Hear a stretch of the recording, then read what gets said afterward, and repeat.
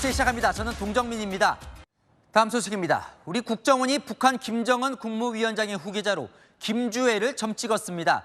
바뀔 가능성을 배제하진 않았지만 현재 후계자 수업을 받고 있는 걸로 보인다고 했고, 김정은은 스트레스와 술로 건강이 좋지 않아 새로운 약제를 찾는 중이라고 했습니다. 최승현 기자가 국정원의 국회 비공개 보고 소식 전해드립니다. 아버지인 북한 김정은 국무위원장 옆에 나란히 서서 걷는 김주애. 올해 신년 경축 공연 행사에 등장한 것을 시작으로 지난 3월 항공육전병 훈련 현장 등 군 행사를 비롯해 다수 등장했습니다. 오늘 국회 정보위에서 국가정보원은 북한이 김주애에 대한 후계자 수업을 진행 중이라고 밝혔습니다. 최근 사용된 향도라는 수식어를 후계자 선정의 근거로 봤습니다. 위대한 당중앙의 향도 아래 우리 인민이 이상으로 그려보던 사회주의 문명 개화의 새 세상. 북한 조선말 대사전에 따르면 향도는 혁명투쟁에서 나아갈 앞길을 밝혀주고 승리의 한 길로 이끌어 나가는 것을 의미합니다. 후계자로서 이미지 관리에도 착수한 걸로 분석했습니다. 김주애에 대한 주민 반응을 의식해서 선전 수위 및 대외 노출 빈도를 조정하면서도 비공개 활동을 병행해서 안배하고 있다고 합니다. 국정원은 다른 형제가 나설 가능성도 전면 배제할 수는 없다며 여지는 남겼습니다. 김정은 국무위원장은 스트레스와 술, 담배로 체중이 140kg이 나가며 고혈압이나 당뇨 질환이 있다고 봤습니다. 기존의 약으로만 다스리기 어려운 상황도 일부 있지 않겠느냐 하는 추정이 있었습니다. 즉 기존 약제가 아닌 다른 약제도 찾고 있는 동향이 포착되었다라고 하는 것입니다. 심혈관 질환 가능성도 추적 중이라고 했습니다. 채널A 뉴스 최승현입니다. 김정은 국무위원장은 수해 지역을 찾았습니다. 압록강 인근 북한 주민 5천 명이 고립되는 등 홍수 피해가 컸는데요. 정작 김 위원장의 차도 물에 잠기는 난감한 상황도 벌어졌습니다. 김민곤 기자입니다. 하늘에서 내려다보니 온통 흙탕물에 잠겨 있습니다. 물 위로는 주택 지붕이며 전신주만 간신히 보입니다. 그제 평안북도 북중 접경지에 폭우가 쏟아져 압록강과 가까운 신의지와 의주 주민 5천 명이 고립 위기에 처했던 걸로 전해졌습니다. 김정은 북한 국무위원장도 피해 지역을 찾아 주민 4,200명이 구조되는 상황을 지켜봤습니다. 10여 대에 달하는 직승기들이 무려 20여 회씩 연속적인 왕복 비행을 하면서 주민들을 구출하는 모습을 전 기간 지켜보시며, 그런데 현장 시찰 도중 빗물이 불어나 김 위원장이 탄 렉서스 SUV가 상당 부분 물에 잠긴 모습도 포착됐습니다.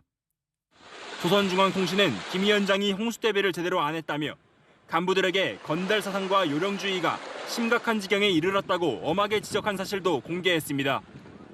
우리 정부는 북한이 수해 현장과 구조 상황을 구체적으로 보도한 것이 이례적이라고 보고 있습니다. 애민 지도자 이미지 선전과 체계적인 위기 관리 능력을 강조하려는 의도로 보입니다. 또 북한의 인명피해 가능성도 배제할 수 없어 상황을 지켜보고 있다고 밝혔습니다. 채널A 뉴스 김민곤입니다. 100일도 채 남지 않은 미국 대선은 예측 불가 양상입니다. 바이든의 중도 포기와 트럼프 피습으로 승부가 갈렸나 했더니 이 해리스 부통령이 무섭게 치고 올라가 호감도에서 트럼프를 역전했습니다. 어느새 후원금 규모도 2,800억 가까이 모였는데요. 정다은 기자입니다. 조 바이든 미국 대통령의 재선 포기 이후 민주당 유력 대선 후보로 떠오른 카멀라 해리스 부통령. 현지 시각 어제 ABC 뉴스가 발표한 여론조사에 따르면 해리스의 호감도는 43%로 일주일 전보다 8%포인트나 올라 공화당 대선 후보인 도널드 트럼프 전 대통령을 앞질렀습니다. 반면 트럼프의 호감도는 4%포인트 떨어진 36%로 나타났습니다. 바이든 사퇴 후 민주당 원로들과 유명인들이 해리스로 결집하기 시작했고 최초의 여성 대통령에 대한 기대감이 호감도 상승으로 이어졌다는 분석이 나옵니다. 미 정치권 안팎에선 해리스 등판 일주일도 안 돼 미 대권 경쟁이 다시 원점으로 돌아갔다는 평가도 나옵니다. 해리스 측은 기세를 몰아 최고령 후보가 된 트럼프가 이상한 후보라며 역공에 나섰습니다. And some of what he and his running mate are saying, well, it's just plain weird. 해리스의 발언 이후 이상하다는 뜻의 영어 단어 위어드는 민주당 지지층을 중심으로 SNS에 확산되면서 캠페인처럼 번지고 있습니다. 미국 정치 전문 매체는 고상한 바이든은 쓸 수 없었던 표현이라면서 해리스가 더 쉽게 공감할 수 있는 전략을 내놓은 것이라고 전했습니다. 이런 가운데 해리스 캠프 측은 일주일 만에 바이든이 3개월 동안 모은 금액보다 많은 2억 달러, 우리 돈 2,765억 원을 모았다고 밝혔습니다. 채널A 뉴스 정다은입니다. 이렇게 해리스 부통령이 추격해 올수록 트럼프 전 대통령의 공세도 거세집니다. 해리스는 극좌 미치광이다. 미국 역사상 가장 무능한 좌파 부통령이다. 독설 수위가 올라가고 있습니다. 최수연 기자입니다. 총격 사건 이후 국민 통합을 강조하며 여유 있는 태도를 보였던 도널드 트럼프 전 미국 대통령. 하지만 민주당의 유력 대선 후보가 조 바이든 대통령에서 카멀라 해리스 부통령으로 넘어가자 다시 독설을 쏟아내고 있습니다. We have a new victim now, Kamala. We have a brand new victim. And honestly, she's a radical left lunatic. 그의 막말은 무능하다부터 돌처럼 멍청하다, 미치광이까지 이어지고 있습니다. 이에 대해 트럼프는 모든 것이 해리스의 무능함 때문이라며 나는 변하지 않았고 아마 더 나빠졌을지도 모른다고 밝혔습니다. 뉴욕타임스는 해리스 등판으로 다급해진 트럼프를 꼬집으며 당혹스러워 보인다고 보도했습니다. 이어 인종, 성별 등 가릴 것 없이 공세 수위를 계속 높일 것이라고 내다봤습니다. 초조해진 것은 지지자도 마찬가지입니다.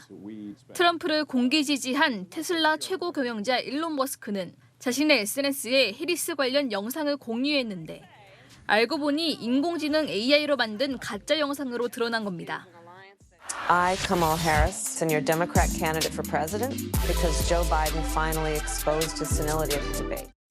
논란이 일었지만 머스크는 공식 사과 없이 패러디는 합법이라는 입장만 남겼습니다. 채널A 뉴스 최순입니다.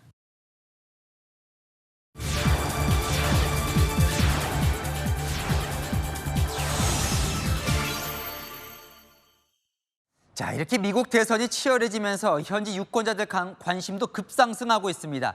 이 보면 팬덤 현상은 미국도 마찬가지인가 봅니다. 후보자들의 이름이나 슬로건이 새겨진 기념품이 날개 돋친 듯 팔리고 있습니다. 세계를 가다 워싱턴 최주현 특파원입니다. 도널드 트럼프 전 대통령이 미 공화당 대선 후보로 선출됐던 위스콘신주 밀워키 전당대회 현장. 트럼프 팬들은 개성 넘치는 방법으로 지지를 표현합니다. We're doing this in solidarity for President Trump because we support him 100%. 열성 팬들을 위해 대회장 한쪽에는 아예 트럼프를 주제로 한 각종 캐릭터 상품, 이른바 굿즈가 판매되고 있습니다. 트럼프를 대표하는 구호 다시 미국을 위대하게라는 문구가 새겨진 형형색색 모자부터 재판에서 벌금 폭탄을 맞고 소송 비용과 선거 자금 마련을 위해 내놓은 성경책이나 황금 스니커즈까지 없는 게 없습니다. 워싱턴 DC 거리 곳곳에는 기념품을 판매하는 가판대가 이렇게 있는데요. 올해 있을 대선을 기념한 상품들도 함께 판매하고 있습니다. 트럼프가 총격 기습을 당했을 때 장면을 프린팅한 티셔츠는 없어서 못 팔 정도입니다. This one going to be sold out. It's sold out. We have hats, Make America Great Again. We have a Trump flag. So yes, those are the other merchandise that we have purchased. It's pretty reasonable. 굿즈 판매 수익이 해당 정치인의 소액 후원금으로 분류되다 보니 선거 캠프 측도 제작에 적극적입니다.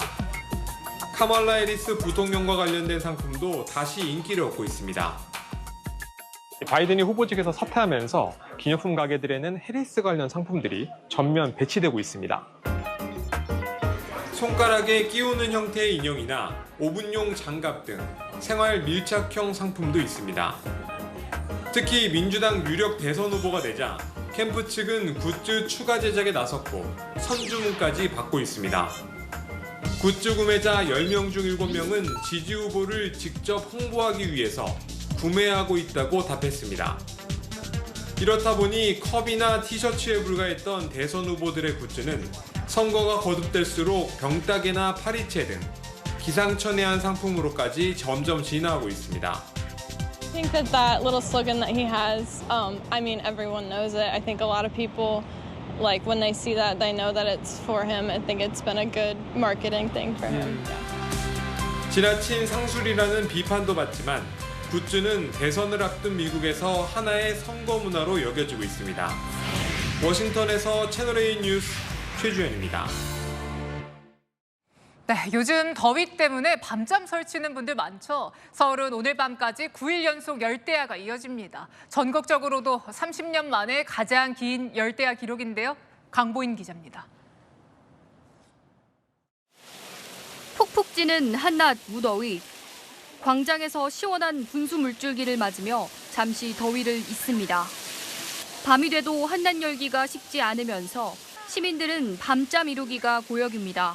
저녁에는 그냥 불가마해서 자는 느낌으로 몇 시간마다 한 번씩 깨서 에어컨 켜고 끄고 하는데 특히 밤에 너무 더워서 진짜 에어컨 틀어놓지 않으면 잠을 자기가 힘들 정도였고요. 제가 서 있는 이곳 광화문 일대의 오늘 밤 최저 기온은 28도로 예상됩니다. 열대야의 기준인 25도를 훌쩍 뛰어넘는 밤더위가 9일 연속 계속되는 겁니다. 한반도 일대로 뜨겁고 습한 남서풍이 계속 불어오는 데다 높은 습도와 구름이 이불처럼 열을 가두면서 열대야가 계속되는 겁니다. 도심에선 건물과 아스팔트 등이 낮에 흡수한 열을 방출해 밤에도 시원함을 느끼기 어렵습니다. 어젯밤까지 8일 연속 열대야가 이어지면서 1994년 이후 30년 만에 가장 긴 열대야 기록을 세웠습니다. 밤사이 기온이 떨어지지 않아 열대야가 기승을 부릴 것으로 예상됩니다. 동해안 속초와 강릉 등지에선 밤 최저 기온이 30도를 넘는 이른바 초열대야 현상까지 관측됐습니다. 열대야로 인한 불면증이나 불규칙한 수면을 예방하려면 자기 전 가벼운 운동을 하고 미지근한 물로 샤워를 하면 도움이 됩니다. 늦은 시간 과식이나 야식은 깊은 잠을 방해해 자제하는 게 좋습니다. 채널A 뉴스 강보인입니다. 늦은 밤에도 더위가 잦아들지 않는 것도 지치지만 동남아를 방불케 하는 높은 습도 때문에도 고생이실 텐데요. 습기와 전쟁 중인 시민들의 모습은 이혜주 기자가 취재했습니다. 무인 빨래방에서 건조기가 쉴 새 없이 빙글빙글 돌아갑니다. 높은 습도에 빨래가 잘 마르지 않자 젖은 빨래를 들고 찾아오는 이용객들이 부쩍 늘었습니다. 빨래는 집에서 돌리고 건조만 이쪽으로 와서 하는 거죠. 집에서는 하루 말려도 뽀송뽀송하지가 않아요. 제습기를 틀어놔도. 그런데 여기서는 3, 40분이면 충분히 마르니까. 널어 말렸을 때 불쾌한 냄새나 덜 마른 느낌이 싫어 한 주에 3번씩 빨래방에 온다는 시민도 있습니다. 비용이 좀 들어가더라도 빨리 끝내고 조금 뽀송뽀송한 이제 빨래나 이제 냄새 안 나는 이제 세탁물 이제 이용을 할 수 있어서. 서울 지역의 7월 평균 습도는 최근 3년간 오름세를 보이고 있습니다. 2010년 이후 7월 평균 습도가 80%를 넘은 건 지난해에 이어 올해가 두 번째입니다. 가전 매장에서 제습기는 가운데에 전시할 만큼 귀한 몸이 됐습니다. 지난해 같은 기간 대비 최근 일주일 판매량은 15%나 늘었습니다. 습도에 민감한 악기 판매점에서도 매장 곳곳에 습도기를 달아놨습니다. 기타를 습기에서 지켜주는 관리장은 100만 원 넘는 가격에도 고객들 문의가 끊이지 않습니다. 한 20-30% 정도는 평소보다 문의가 많죠. 습도 관리하는 용품이 뭐가 있느냐, 어떤 거 쓰면 효과적이냐. 당분간 고온다습한 기류가 한반도 상공에 머물 걸로 전망되면서 습기와의 전쟁은 계속될 전망입니다. 채널A 뉴스 이혜주입니다. 출근 시간에 버스에서 여성을 성추행한 혐의를 받는 중년 남성. 도주를 시도했지만 얼마 못 가 붙잡혔습니다. 빠른 검거엔 버스 기사와 승객들의 도움이 컸는데요. 최다함 기자입니다. 출근 시간 짙은 남색 옷을 입은 남성이 차로를 가로질러 뛰어갑니다. 차들이 빠르게 지나는데도 아랑곳 않고 멀어집니다. 곧바로 경찰관이 남성의 뒤를 따라가고 다른 경찰관도 차로 위를 달리며 무전을 보냅니다. 달아나는 성추행 용의자를 추격하는 모습입니다. 출근길 시내버스 안에서 50대 남성에게 성추행을 당했다는 승객 신고가 들어온 건 지난 23일 오전 8시 19분쯤. 옆에 공간이 좀 있었는데 그 남자가 이렇게 서 있는 것 같더라고요. 그냥 그 여자분께서 신고할 테니까 가지 말라고 그래가지고 그 갓길로 이동해가지고 신고를 눈치챈 남성이 달아나려 하자 승객들이 막았습니다. 경찰 오니까 잠깐 기다려라. 그러니까 이제 뒷문 쪽으로 가가지고 또 문 열어주세요. 내릴 거예요. 막 그러는데 나중에 중간 창문으로 막 뛰어내리려고 그러더라고요. 남성은 경찰이 피해자를 조사하려고 버스 문이 열리는 순간 재질을 뿌리치고 버스 밖으로 달아났습니다. 버스를 빠져나온 남성은 300m를 달려 이곳 골목까지 도망쳤는데요. 무전을 받고 출동한 지구대 경찰관을 마주치면서 그대로 붙잡혔습니다. 경찰은 이 남성을 공중 밀집 장소 추행 혐의로 체포했고 과거 수차례 성추행 전력이 있는 걸 확인했습니다. 채널A 뉴스 최다함입니다.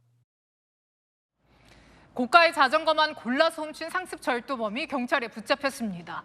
훔친 자전거는 25대, 이 중엔 600만 원이 넘는 것도 있었는데요. 홍진우 기자입니다. 새벽 시간 한 아파트 단지. 한 남성이 거치대에 있는 자전거를 유심히 살핍니다. 자리를 떴다 다시 나타난 남성. 절단기로 자물쇠를 끊더니 자전거를 훔쳐 유유히 아파트를 빠져나갑니다. 2달 뒤 인근 또 다른 아파트에 다시 나타난 남성. 이리저리 자전거를 살피더니 절단기를 들고 옵니다. 자물쇠를 부수고 안장을 깨끗하게 닦더니 자전거를 들고 사라집니다. 40대 남성 A씨는 지난 2월부터 이달까지 창원 시내를 돌며 상습적으로 자전거를 훔쳤습니다. 40대 남성은 자전거 거치대를 돌며 고가의 자전거만 골라 훔쳤습니다. 훔친 자전거는 25대, 시가로 4천만 원이 넘습니다. 이 중엔 600만 원이 넘는 것도 있습니다. 훔친 자전거는 타고 다니다 지나가는 행인 등에게 무작위로 팔아 넘겼습니다. 3에서 10만 원 정도 헐값을 받고 판 것으로 드러났는데 너무 싸게 파는 걸 수상히 여긴 일부가 112에 신고했지만 현장을 벗어나 추적을 피했습니다. 절도 전과 팔범인 A씨는 지난해 5월 출소한 뒤 1년도 안 돼 다시 범행을 저지른 것으로 드러났습니다. 번 돈은 PC방을 가거나 사우나 가는 데 썼습니다. 어릴 때부터 그 자전거 전문 절도범이 되어가지고 보통 이제 시중에 나오는 그 자전거의 어떤 행태만 보더라도 이게 고가다 안 그러면 조금 저가락 하는 걸 갖다 판단할 수 있는 그런.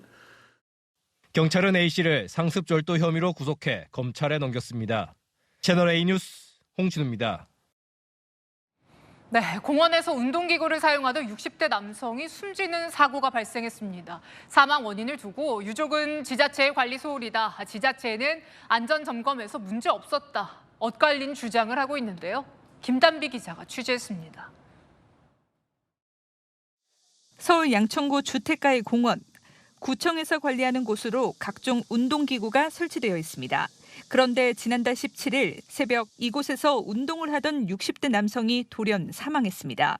가슴 근육을 키우는 데 도움을 주는 운동기구를 사용하던 중이었습니다.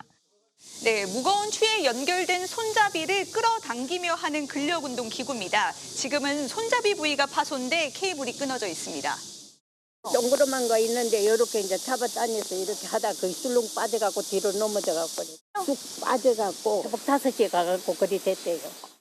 유족들은 사고사라는 입장입니다. 경찰 관계자는 케이블 손잡이가 빠지는 기구 결함으로 고꾸라지면서 사망했다는 게 유족 측 주장이라고 설명했습니다. 반면 양천구는 사고 발생 한 달 전쯤 실시한 안전점검에서 별다른 이상이 없었다는 입장입니다. 현행 조례상 지자체 피해 보상 규정은 있지만 관리상 책임이 분명할 때만 적용됩니다. 지자체에서 이렇게 이제 관리 감독을 잘못하는, 그러니까 관리 부주의가 있다는 게 증명이 돼야 지자체에 손해배상 청구를 할 수 있을 것 같거든요. 유족 측은 기구 점검 등 시설 관리에 소홀했다며 양천구청을 경찰에 고소했습니다. 경찰은 부검을 진행하는 한편 문제가 된 운동기구 부품을 국립과학수사연구원으로 보내 정확한 사망 원인을 조사하고 있습니다. 채널A 뉴스 김단비입니다. 동네 하천에 사는 오리를 학대하고 죽인 남성이 경찰에 붙잡혔습니다. 외국인이었는데 죄가 되는 줄 몰랐다라고 진술한 걸로 전해졌습니다. 김민환 기자의 단독 보도입니다. 서울 도봉구 방학천에 둥지를 튼 흰뺨 검둥오리떼. 지난 26일 오전 11시 20분쯤 한 남성이 하천에서 오리 한 마리를 잡아 죽였다는 신고가 접수됐습니다. 하천에 경찰이 많이 왔다 막 날뛰고 그래서 이게 무슨 날인가 무슨 벼락이 떨어졌는 줄 알았어. 경찰은 주변 CCTV 추적 끝에 피의자를 붙잡았습니다. 하천 인근에서 풀 베는 작업을 하던 도봉구청 용역업체 소속 50대 베트남인 남성이었습니다. 이 남성은 별다른 이유 없이 오리를 공격했는데 돌을 던져 기절시키고 하천에서 꺼내 잔인하게 학대했습니다. 이 남성은 야생동물보호법 위반 혐의로 조사를 받았는데 한국에서 동물을 해치는 게 죄가 되는 줄 몰랐다고 진술한 것으로 알려졌습니다. 방학천 오리들의 순환사는 이번이 처음이 아닙니다. 2년 전에도 10대 청소년 2명이 돌을 던져 오리 6마리를 죽여 논란이 됐습니다. 너무너무 속상하죠. 어떻게 그렇게 잔인할 수가 있고. 최근 야생동물을 상대로 한 학대 범죄가 잇따르고 있습니다. 지난 4월 건국대학교 마스코트인 거위 건구스를 때린 60대 남성이 재판에 넘겨졌고 경기 안양시에선 오리 가족이 돌팔매질 때문에 실명 위기에 처해 경찰이 수사에 나섰습니다. 채널A 뉴스 김민환입니다. 국내의 바닷속 보물을 찾아 헤매는 사람들이 있습니다. 바로 수중 발굴 탐사대인데요. 동행 취재 과정에서 열대과일 문양이 담긴 고려청자가 발견됐습니다. 현장 카메라 광민경 기자입니다. 이곳은 전북 군산 선유도 앞바다입니다. 바닷속 깊은 곳에 잠들어 있는 보물을 찾는 사람들이 있다는데요. 현장으로 가보겠습니다.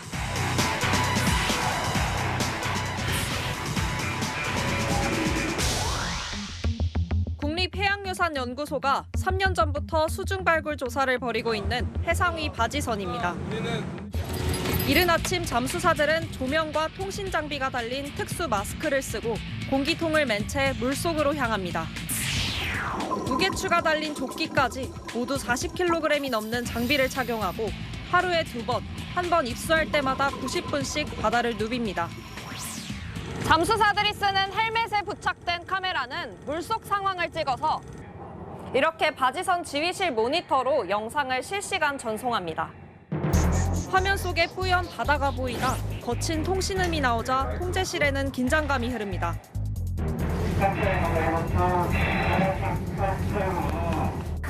곧 수면 위로 몸을 드러낸 잠수사는 거친 숨을 내뱉으며 묵직한 주머니를 꺼내놓습니다. 조금 전 바닷속에서 발굴한 상감청자입니다. 13세기 고려시대 중후기 것으로 추정되는데요. 선유도 해역에서 열대과일 문양이 새겨진 청자가 발견된 건 이번이 처음입니다. 손으로 일일이 바다 밑바닥을 훑어 발굴에 성공한 겁니다. 뻘을 이렇게 제거하다 보니까 그 철망 앞에 딱 그 도자기 발굽이 걸렸습니다. 과거 해상무역로였던 이 해역에선 청동기 시대 석검부터 조선 백자까지 약 670점의 다양한 유물이 발굴됐습니다. 삶의 목표가 바다 아래 보물선 발굴이 된 조사팀은 무태서의 생활은 접어든 지 오래입니다. 저는 진도 2년, 제주도 2년. 저희 아무래도 좀 오래 바다에 나와 있으니까 가족이나 친구들을 많이 못 만나는 게 조금 애로사항이긴 합니다. 숙식 설비를 갖춘 국내 유일 해저 유물 탐사선인 누리아노에서 한 달에 20일 이상을 머무는데 푹푹 찌는 요즘 날씨는 고역입니다. 여름에는 좀 많이 힘들죠. 많이 덥고. 발굴된 유물들은 1년간 보존 처리 과정을 거치는데 오랜 세월 물과 염분에 노출돼 보건 작업도 까다롭습니다. 아무래도 그런 폐광유들이 부패하거나 그러면은 보관하기도 어렵고 유물의 손상도 갈 수 있기 때문이죠. 선유도 해역 23만 제곱미터 가운데 발굴 조사가 끝난 구역은 3% 미만. 바닷속 타임캡슐 해저 유물을 캐내기 위해 오늘도 수중 탐사는 계속되고 있습니다. 현장 카메라 광민경입니다. 생명 유지에 필수적인 장기를 다루는 흉부외과의 남은 전공의 전국에 12명입니다. 전공의들이 대거 사직한 뒤 필수 의료가 직격탄을 맞고 있습니다. 정성원 기자입니다. 심장과 폐, 혈관을 다루는 흉부외과 전공의는 올 초만 해도 107명이었지만 지금은 전국에 12명뿐입니다. 이 가운데 절반은 내년에는 병원을 떠날 4년차 전공의입니다. 지역별로 보면 제주, 강원, 충북과 전북에는 전공의가 아예 없고 수도권을 비롯한 다른 지역도 많아야 5명입니다. 2만 건이 넘게 시행되는 수많은 심장질환, 폐질환, 혈관질환, 선천성 심기형과 심폐보조시술들은 명맥이 끊기고 어제 최선을 다해 살리던 병들이 내일은 당연히 죽는 병이 될 것입니다. 하반기 전공의 모집도 난항입니다.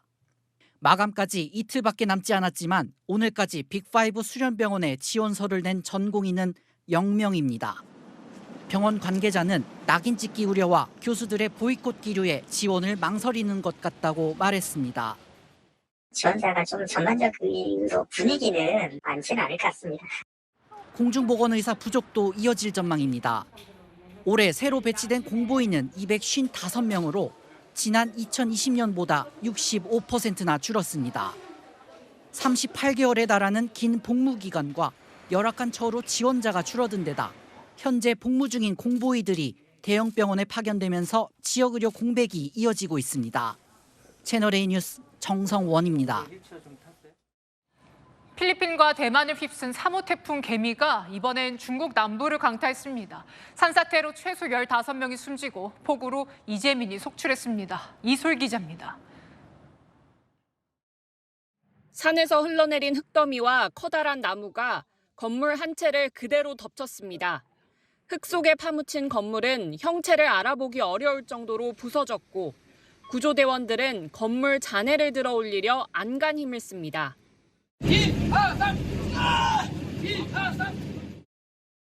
중국 남부 후난성의 한 마을에서 산사태가 난 건 현지 시각 어제 오전 8시 18분쯤. 여름 더위를 피하기 위해 주말을 맞아 이곳 숙박업소를 찾은 관광객 21명이 폭우로 쏟아진 흙더미에 매몰됐습니다.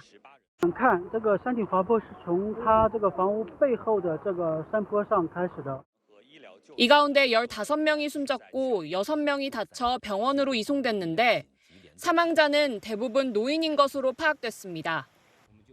이 지역에는 24시간 동안 300mm가 넘는 폭우가 쏟아졌고 강 제방이 무너져 내리면서 주민 3,100여 명이 긴급 대피하기도 했습니다. 태풍 개미는 중국 남동부 푸젠성에 상륙한 뒤 광둥성과 후난성, 후베이성 등을 지나며 최대 670mm의 폭우를 쏟아부었습니다. 푸젠성에서만 최소 76만여 명, 광둥성에선 12만 명의 이재민이 발생했고 축구장 85개 크기의 밭이 물에 잠겼습니다. 강물이 불어나면서 마을 곳곳이 잠겼고 구조 작업도 계속되고 있습니다. 태풍 개미는 어제 소멸됐지만 주변에 구름대가 남아있어 추가 비 피해가 우려됩니다. 채널A 뉴스 이솔입니다. 테일러 스위프트는 경제적인 파급 효과가 커서 스위프트 노믹스라는 신조어까지 만들어냈죠. 지난 주말 독일 뮌헨에서 공연을 했는데요. 공연장을 가득 채우고도 4만 명 넘는 팬들이 근처 언덕에 올라가서 공연을 볼 정도였습니다. 김용성 기자입니다. 언덕을 다 덮을 정도로 바글바글 모인 사람들. 여성 팝스타 테일러 스위프트의 공연을 보기 위해 60m 높이의 언덕에 오른 겁니다. 현지 시각 27일 독일 뮌헨에서 진행된 스위프트의 공연은 7만 4천석이 모두 매진됐는데 표를 구하지 못한 사람들이 밖에서라도 공연을 즐기기 위해 몰려든 겁니다. 현지 매체에 따르면 이날 언덕에 모인 사람들만 약 4만 명에 이릅니다. 이들은 32도에 가까운 더위 속에서도 함께 노래를 불렀습니다.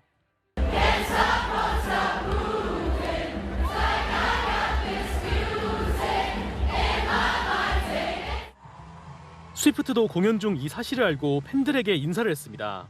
Also, we got people in a park outside the stadium. Thousands of people listening from out there.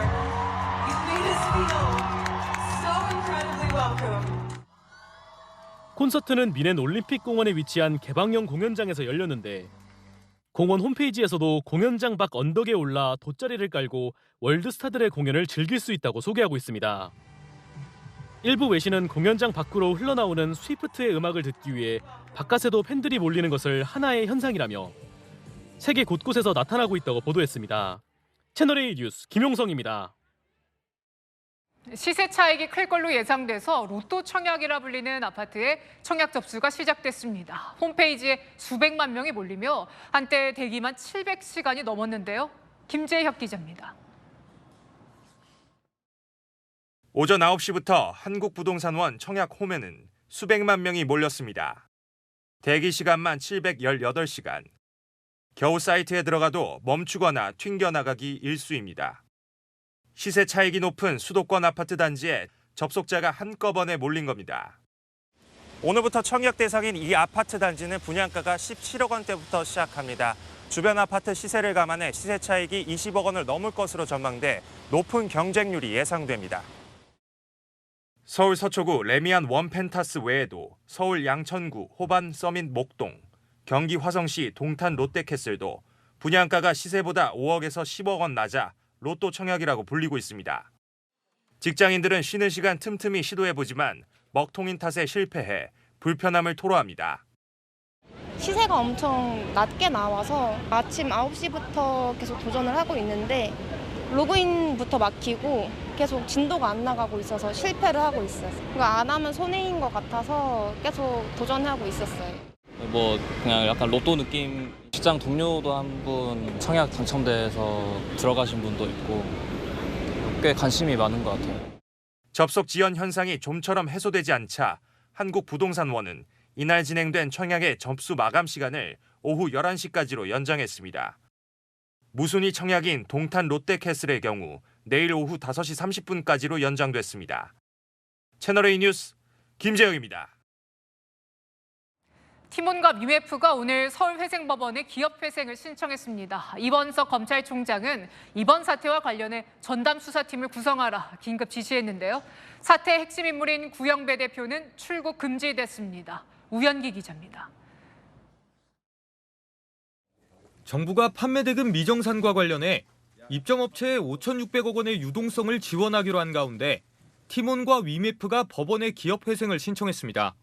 기업회생은 회사가 재정적인 어려움에 처했을 때 채권자들의 동의를 얻어 회사를 정상화시키기 위한 법적 절차입니다. 법원이 받아들일 경우 입점업체들은 거액을 정산받지 못할 수 있습니다. 티몬 위메프의 모기업인 구영배 큐텐 대표가 자신의 지분으로 사태를 수습하겠다고 밝힌 지 9시간도 되지 않아 회생 절차에 들어간 만큼 꼬리 자르기에 나선 것 아니냐는 관측도 나옵니다.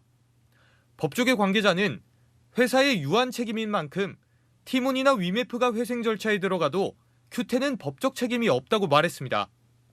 실제 구 대표가 책임질 여력이 없다는 지적도 나옵니다. 큐텐 코리아는 이 건물에서 사무실을 철수하기도 했는데요. 2021년 기준 큐텐의 누적 손실금은 4,316억 원입니다. 자금 상황이 좋지 않은 것으로 추정되는 만큼 실제 계획대로 자금이 조달될지 우려가 나옵니다. 사태가 확산되면서 검경의 수사 속도는 빨라질 전망입니다. 이원석 검찰총장은 서울중앙지검 반부패 수사 일부를 중심으로 티몬 위메프 사태 전담 수사팀을 구성하라고 지시했습니다. 소비자들은 구영배 대표 등 5명을 사기 혐의로 경찰에 고소했고 법무부는 구 대표를 출국 금지시켰습니다. 채널A 뉴스 우현기입니다. 저출산으로 감소하던 한국 인구가 3년 만에 증가세로 돌아섰습니다. 외국인이 늘어난 덕분입니다.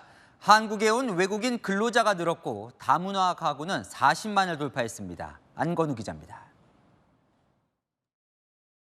2년 연속 감소하던 국내 인구가 지난해 5,177만 명으로 소폭 늘었습니다. 2022년 처음 5천만 명 선이 깨졌던 내국인은 지난해에도 10만 명가량 더 줄었지만 사업이나 직업상 이유로 3개월 이상 체류하는 외국인이 18만 명 넘게 증가했기 때문입니다. 농어촌과 중소기업의 인력난으로 국가 차원에서 외국인 근로자를 많이 받은 영향이 크다는 분석입니다. 정부는 지난해 외국 인력 도입 규모를 12만 명까지 늘렸는데요. 올해는 16만 5천 명으로 확대했습니다. 역대 최다입니다. 다 공부 잘하고 있어. 계속 전화. 친구 많이 they like to come. For me, it's good and it's a good country to work here rather than other country and very safe. 기화자, 결혼 이민자까지 포함한 다문화 가구도 지난해 처음으로 40만 가구를 돌파했습니다. 국적별로 보면 한국계를 포함한 중국이 50.6%로 가장 많았고 베트남이 22.2%로 많았습니다. 유소년과 생산 연령 인구는 줄고 65세 이상 고령 인구만 증가하는 등 고령화 현상도 한층 뚜렷해졌습니다. 채널A 뉴스 안건우입니다. 왕우렁이는 잡초를 제거하는 친환경 논법으로 많이 알려져 있는데요. 그런데 이젠 어린 모를 갉아먹는 천덕꾸러기로 전락했습니다. 이 농가 피해가 극심하다는데요. 얼마나 피해가 심한 건지 김대욱 기자가 취재했습니다. 벼가 한창 자라야 할 논이 흙바닥만 남았습니다. 수로 근처엔 성인 엄지손가락만 한 왕우렁이가 가득합니다. 왕우렁이가 낳은 알들도 모에 매달려 있습니다. 잡초만 갉아먹던 왕우렁이가 어린 모까지 먹어치우는 탓에 농민들은 초비상입니다. 물을 대는 과정에서 좀 깊은 데들은 우렁이들이 일단 다 먹어요. 5번 다시 모내기를 다시 했거든요. 1990년대 잡초 제거를 위해 벼농사에 투입했던 왕우렁이. 기후변화 여파로 개체수가 급격히 늘면서 애물단지가 됐습니다. 전남 9개 시군에서 축구장 7,000개 면적인 5,000헥타르 논이 피해를 입은 것으로 집계됩니다. 땅이 말라야 되는데 우렁이가 이렇게 말라고 죽어야 되는데 더 이제 멀쩡한 것이죠. 기후변화에 따른 근본적인 대안이 필요하다는 지적이 나옵니다. 이동 경로를 차단하는 거죠. 그러면 생태계 교란도 방지하고 그 이동 경로 다른 논에 유입되는 것도 방지하고.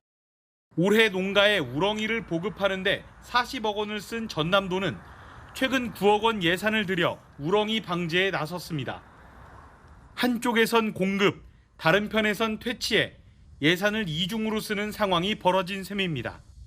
채널A 뉴스 김대욱입니다. 한동훈 국민의힘 대표가 친정체제 구축에 시동을 걸었습니다. 사무총장에 친한 서범수 의원을 임명했습니다. 정책위의장뿐 아니라 당 윤리위원장 교체도 검토하고 있습니다. 조민기 기자입니다. 한동훈 국민의힘 대표는 신임 사무총장에 친한계 울산 지역구의 재선 서범수 의원을 임명했습니다. 저희가 그 변화의 민심을 잘 받드는 진영을 잘 구축하도록 제가 많은 말씀 들으면서 신중하고 차분하게 진행할 것이라는 말씀드립니다. 한 대표가 변화를 앞세우며 친정체제 구축에 나섰다는 평가가 나왔습니다. 정책위의장 교체를 검토 중인 한 대표는 당 윤리위원장도 교체를 검토 중인 것으로 전해집니다. 앞서 이준석 전 대표가 당 윤리위에 회부돼 징계를 받고 물러난 적이 있습니다. 정책위 의장과 당 윤리위원장은 황우여 전 비대위원장이 임명했습니다. 각각 의원총회 추인과 최고위 의결이 필요하지만 새 당대표가 온 만큼 교체가 불가피하다는 게 친한 측 기류입니다. 신임 사무총장도 교체에 힘을 실었습니다. 임명권은 대표께서 갖고 계시니까 그 부분에 대해서는 임기가 1년이다 2년이다 하는 건 별 의미는 없을 것 같다. 그런 생각을 합니다. 다만 두 인사 모두 채널A에 스스로 물러날 의사가 없음을 시사했습니다. 친윤계는 유임에 힘을 실었습니다. 전쟁 중인 상황에서 갑자기 바꾼다는 것은 전쟁에 대한 전체적인 전략이 좀 문제가 있지 않나는 생각이 들고요. 그리고 임기가 보장이 돼 있으면 저는 임기를 보장하는 것이 맞다. 한동훈 대표 측은 교체하더라도 무난한 인사로 임명해 당내 갈등을 키우진 않겠다는 방침입니다. 채널A 뉴스 조민기입니다. 전례 없는 4일간의 청문회에도 이진숙 방송통신위원장 후보자의 청문 보고서는 국회 문턱을 넘지 못했습니다. 하지만 대통령실은 이번 주 중으로 이 위원장 후보자 임명과 MBC 대주주인 박문진 이사진 선임까지 완료할 것으로 보입니다. 안보겸 기자입니다. 이진숙 방송통신위원장 후보자에 대한 국회 청문보고서 채택은 불발됐습니다. 이런 공직자가 절대로 대한민국의 장관급 방통위원장이 되어서는 안 된다고 생각하므로 공직 후보자에게 어떤 험한 험담을 할 수 있나, 얼마나 심한 인신공격을 할 수 있느냐를 보여주는 경연장 같습니다. 대통령실은 당장 내일 국회에 청문보고서 재송부를 요청할 예정입니다. 재송부 시한을 내일 하루로 설정한 뒤 모레 곧바로 이 후보자를 임명하는 안이 거론됩니다. 속도를 내는 이유는 공영방송 이사진 선임 절차를 최대한 빨리 마무리하기 위해서입니다. 이상인 전 부위원장 자진 사퇴로 공석이 된 대통령목 방통위원도 함께 임명해 2인 체제로 MBC 방송문화진흥회를 포함해 KBS, EBS 이사진 선임을 완료할 계획입니다. 정부 핵심 관계자는 실무 작업은 대부분 마무리된 상태라며 위원장 임명 직후 의결만 하면 되는 상황이라고 밝혔습니다. 이 후보자와 함께 임명할 신임 방통위원회는 김태규 권익위원회 부위원장이 거론됩니다. 채널A 뉴스 안보겸입니다. 네, 성혜란 기자와 열왕야랑 시작합니다. 첫 번째 주제 보겠습니다. 지금 국회에선 무제한 토론이 진행 중이죠. 네, 그렇습니다. 98시간째 필리버스터 무제한 토론하고 있지만요. 실제로는 무제한 독백 수준입니다. 네, 채널A 취재진이 오늘 낮에 방청석에 가서 지켜보니까요. 자리에 앉아있는 의원이 10명도 채 안 됐습니다. 그 진짜 독백 수준이네요. 국회의원이 300명인데 10명도 채 안 듣고 있어요. 네, 그런데 하루에 한 번씩이요. 갑자기 의원들이 몰려올 때가 있습니다.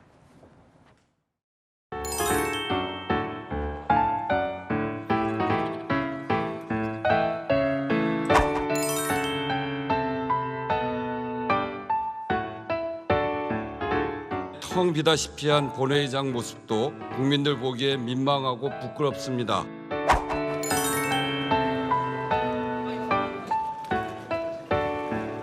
(12시가) 되면은 문을 닫는다. 네, 민주당 의원들 필리버스터를 투표로 종료시킬 때만 오는 건데요. 흔히 말하는 방송사법이라고 하죠. 4개의 법을 처리해야 하는데 법 1개마다 24시간 무제한 토론을 할 수 있고 180석으로 끝낼 수 있으니까 그때만 오는 겁니다. 무제한 토론은 들을 생각 없는 거죠. 그런데 저 여당 의원들도 자리에 없어요. 네, 5박 6일을 무려 버텨야 하니까요. 조를 짜서 밤샘 이어가는데 자리를 그냥 채우는 수준입니다. 어차피 180석 힘에 밀려서 24시간이면 끝날 수밖에 없어서일까요? 같은 당 의원이 연설 중인데도 자리에 앉아서 야구 중계를 보거나 의자에 기대서 휴대전화 하더라고요. 아니, 전에는 그래도 이 무제한 토론하면 열심히 했는데요. 스타도 나오고. 네, 맞아요. 이번 토론은요. 아마 내일 오전 8시에 끝날 것 같은데요. 110시간 역대 2번째 최장 기록이라지만요. 하지만 과거 12시간 넘는 최장 연설 기록을 세웠던 열혈 필리버스터 스타도 국민들에게 울림을 주는 연설도 없었습니다. 듣는 사람이 별로 없어서일까요? 막말도 나왔습니다. 이 자들은 무엇을 하고 있습니까? 반대한다더니 의장님 계세요? 좋은 말 쓰겠습니다. 뿐만 한 번 쓰려고 했습니다. 이런 정말 뭐 하는 거예요, 이 자들이? 의원님들, 국민들은 다 보고 계십니다. 네, 다음 주제 보겠습니다. 진종우 국회의원 사격 황제인데 올림픽 해설위원을 했어요. 네, 진종우 국민의힘 최고위원이요. 어제 한 방송사에서 파리올림픽 사격 해설자로 등장을 했습니다. 아시다시피 사격 황제로 불렸는데 이번에 비례대표로 당선됐죠. 파리올림픽의 성적은 우리 사격 종목이 키를 잡고 있다는 점수 차이를 보는 것과 선수들의 움직임, 저 선수가 긴장을 많이 했거나 그런 모습이 경기를 보는 매력적인 포인트라고. 근데 현역 의원이 올림픽 해설도 해요. 네, 상당히 이례적입니다. 그렇죠. 진 최고위원이요. 이 해설위원석에서 선수 때 긴장감이 느껴진다는 소감을 전하면서 선수들을 향한 응원을 보냈는데요. 하지만 누리꾼들은 국회의원은 부업이냐, 한가롭게 파리에 가 있냐 이렇게 지적을 하고 있는 겁니다. 프랑스 파리까지 가서 해설을 한 거예요? 그건 아닙니다. 진 최고위원이 파리에 있다는 지적, 거짓 프레임이라고 반박을 하면서 방송국까지는 15분 거리였고 무보수로 해설했다면서 재능 기부라고 강조를 했습니다. 자, 그런데 국내에서 했다해도 국회의원이 방송사 가서 중계하는 게 맞나 싶기도 한데요. 네, 그래서 진 의원 측에 물어보니까요. 선수들을 응원하기 위해서 일회성으로 한 이벤트라고 설명을 하더라고요. 진 의원이요. 이 해설 하루 전에는 4시간 가까이 무제한 토론 참여하기도 했습니다. 하지만 같은 당 의원들이 필리버스터 진행 중인 시간에 해설 방송한 것도 맞고요. 선수 때는 관역을 명중시키기 위해서 노력했으니 국회의원이 된 지금은 민심을 명중시키기 위해 더 고심해야 하지 않을까요? 네, 지금까지 열왕야랑이었습니다. 네, 18살인 강원FC 양민혁 선수가 영국 프리미어리그 토트넘으로 이적합니다. 계약은 2030년까지 6년인데요. 이영표, 손흥민에 이어서 세 번째 토트넘 소속 한국 선수가 됐습니다. 김정근 기자입니다. 잉글랜드 프리미어리그 토트넘 호스퍼 유니폼을 입고 포즈를 취합니다. 18살, 고3 프로인 강원FC 양민혁 선수입니다. 토트넘은 메디컬 테스트 등 모든 절차를 마치고 양민혁 영입을 공식 발표했습니다. 1대1 능력과 빠른 스피드를 가지고 있기 때문에 마무리 능력도 좋다고 할 수 있습니다. 손흥민 선수는 대한민국의 캡틴이기 때문에 선택하는 데 있어서 더 좋은 영향을 끼쳤던 것 같아요. 2030년까지 6년 계약으로 양민혁의 잠재력을 높이 평가한 겁니다. K리그에서 역대로 갔던 해외 진출에 있어서 최고 이적료라고 저는 생각합니다. 양민혁은 K리그를 흔들고 있는 젊은 피의자, 무서운 재능입니다. 데뷔 첫 경기 35초 만에 공격 포인트를 기록했고 그 다음 경기에선 완벽한 가마차기를 보여주며 역대 최연소 득점자로 이름을 올렸습니다. 올 시즌 K리그 1 성적표는 25경기 출전 8골 4도움. 뛰어난 드리블과 축구 센스는 이청용. 돌파와 골을 결정짓는 파괴력은 손흥민 선수를 닮았다는 평가입니다. 양민혁은 이영표, 손흥민에 이은 세 번째 토트넘 소속 한국 선수이자 역대 18번째 한국인 프리미어리거에 이름을 올리게 됐습니다. 손흥민 선수는 양민혁에게 잘하고 있다며 영어 공부를 열심히 하라고 조언한 걸로 전해졌습니다. 양민혁은 임대로 강원FC에서 남은 시즌을 뛴 뒤 내년 1월 토트넘에 합류합니다. 치열한 주전 경쟁을 뚫어야 하지만 손흥민과 양민혁이 나란히 출격하는 것도 더 이상 꿈이 아닙니다. 채널A 뉴스 김정근입니다. 네, 50세 이상만 참가하는 PGA 메이저 대회 더 시니어 오픈 챔피언십에서 탱크 최경주가 우승했습니다. 지난 5월엔 KPG 최고령 우승 기록을 세웠었죠. 제2의 전성기를 맞은 최경주의 모습은 백승현 기자가 전합니다. 스코틀랜드에서 열린 PGA 더 시니어 오픈 챔피언십. 최경주는 단독 선두로 최종 라운드에 나섰지만 1번 홀 보기를 시작으로 6번 홀까지 세 타를 순식간에 잃었습니다. 어느덧 3위까지 밀렸지만 9번 홀 첫 버디로 감을 되찾았습니다. 10번 홀에서 연속 버디를 잡으며 공동 선두로 복귀했습니다. 그리고 14번 홀에서 8m 이글 퍼트를 넣고 승리 굳히기에 들어갑니다. 마지막 18번 홀에서 공이 개울 바로 앞에 멈추는 아찔한 순간을 지나 결국 챔피언 퍼트를 성공시킵니다. 최종 합계 10언더파 278타. 2위 호주의 리차드 그린을 2타 차로 제치고 정상에 올랐습니다. PGA 메이저 대회에서 한 번도 우승하지 못했던 최경주가 50세 이상만 참가하는 시니어 무대에서 마침내 꿈을 이룬 겁니다. Dream come true all the time. Is the Open and the Senior Championship winner is my dream. 54살의 나이로 지난 5월 한국 프로골프 투어에서 최고령 우승 기록을 세우는 등 두 번째 전성기를 맞이한 최경주 선수. 내년 디오픈 출전권을 손에 넣은 최경주는 미국과 유럽 시니어 투어에서도 도전을 이어갈 예정입니다. 채널A 뉴스 백승현입니다. 이자는 밤사이 열대야를 넘어 30도를 넘는 초열대야와 사람 체온 수준의 폭염이 기승입니다. 오늘 울진은 36.4도까지 오르며 평년보다도 7도 이상 높았는데요. 전국 대부분 지역에 폭염특보가 내려져 있고 폭염주의보보다 높은 단계인 폭염경보가 더 많은 지역에서 발효 중입니다. 당분간 체감 35도 안팎의 더위가 되겠습니다. 내일 중부지방은 흐린 가운데 최대 30mm의 비가 내리겠고 남부는 가끔 구름 많겠습니다. 밤사이 남부에는 짙은 안개가 끼겠는데요. 특히 남해안은 가시거리 200m 미만으로 시야가 무척 좁겠습니다. 내일 최저 기온은 서울이 26도, 강릉 29도로 오늘과 비슷하겠고요. 최고 기온은 서울 31도, 강릉 35도, 대구는 36도로 오늘보다 조금 더 높겠습니다. 이번 주 이어지는 무더위 속에 수도권과 강원 영서를 중심으로 비가 자주 내릴 전망입니다. 날씨였습니다. 대한민국 여자 양궁팀 3명 모두 첫 출전이라며 불안해하는 목소리도 있었죠. 하지만 보란 듯이 올림픽 10연패를 이뤄냈습니다. 국가대표 선발전에서 2,500발을 쏴서 오롯이 실력만으로 뽑은 세 사람입니다. 아무리 룰을 바꿔도 날씨가 안 좋아도 선수가 매번 바뀌어도 변하지 않는 대한민국 양궁 세계 1등의 힘은 이것 아닐까요? 마침표 찍겠습니다. 원칙과 기본의 힘. 뉴스에 마칩니다. 감사합니다.